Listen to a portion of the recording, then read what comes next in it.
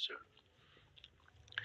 So the long-term plans are, it's next week. We are back on the streets on Tuesday, and we're demanding that the Inspector General of Police to resign or be fired because he's the reason why people died. It is under his command people were killed.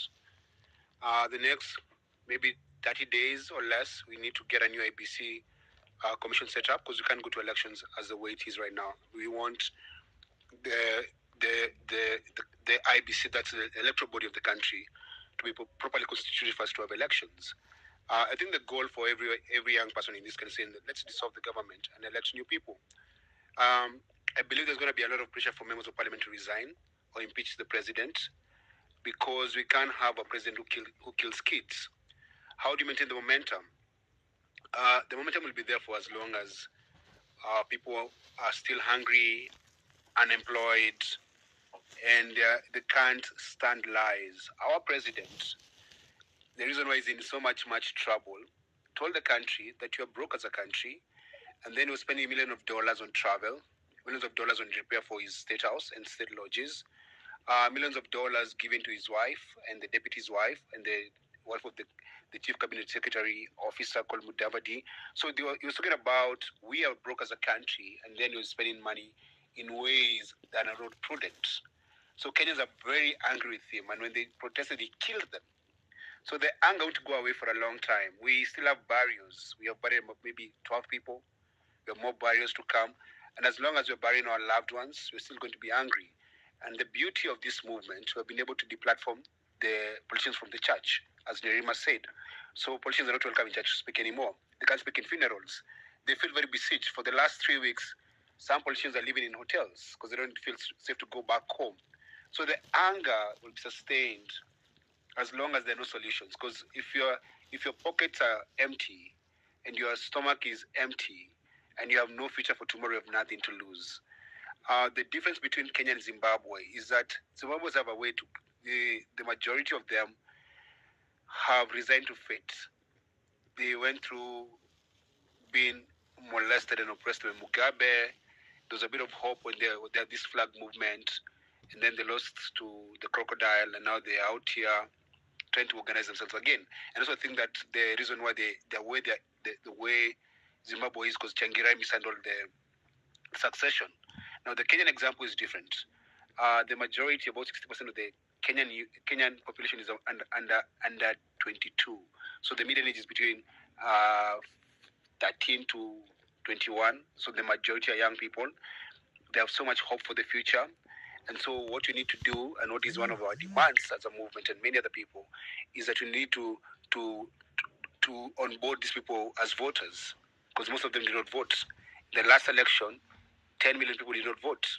The current president won with 250,000 votes. So these young people want to have a voters' card and to have a choice on who gets elected.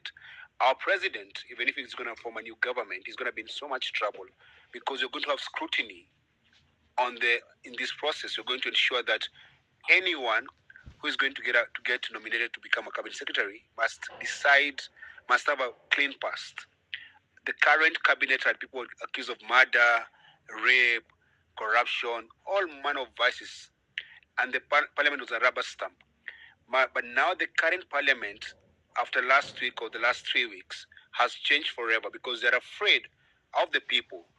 This time what we did as Kenyans, we got the phone numbers of every member of parliament and anyone who was oppressing the people, and they were called Salimia Yeye, like send some greetings.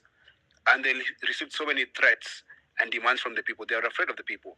So the beauty of the Kenyan movement right now, the power is in the people, which is in Article 1 of the Constitution. The sovereign power belongs to the people. So we've taken back our power. And right now we're in control. So Ruto answers to us. In the past, everything was a rubber stamp. The judiciary rubber stamp, legislature, parliament rubber stamp. He was calling the shots. Right now we're calling the shots. In the last 14 days, we have achieved more in this country as a people than the last 10 years. We have achieved more as a country and as a movement than Raila Odinga has achieved in the last 15 years. Because what Raila Odinga has done to our politics, just like Changirai, is handshake politics. Raila, when there's a crisis, he'll organize a protest, then he's called to a room, then he shakes hands, then he moves on. He tried to do that this week, and we called him out. His own son told him, just because we share we share names doesn't mean we share values. And he was afraid, and he backed down. And right now we're telling him, if he dares form a government of national looting, because it won't be unity, but looting, he's in trouble. So I am so excited, actually. I was telling a friend of mine much earlier. I do not think I'm going to live long enough to see this moment. So it's beautiful. And I think lastly is that we have built on other movements. There have been other people who have done so much work in the past. We're standing on their shoulders. So this did not happen overnight. There's a lot of work that was done in the 90s, giving us a new constitution that is actually helping protect us from being abducted and killed, like all of us. Some people have been abducted and killed, but at least the courts are free and they're letting people go home when they get arraigned in court. Thanks so much for that. Yeah, that's a really interesting set of points, and I think that's really resonated, I'm sure, with a lot of people.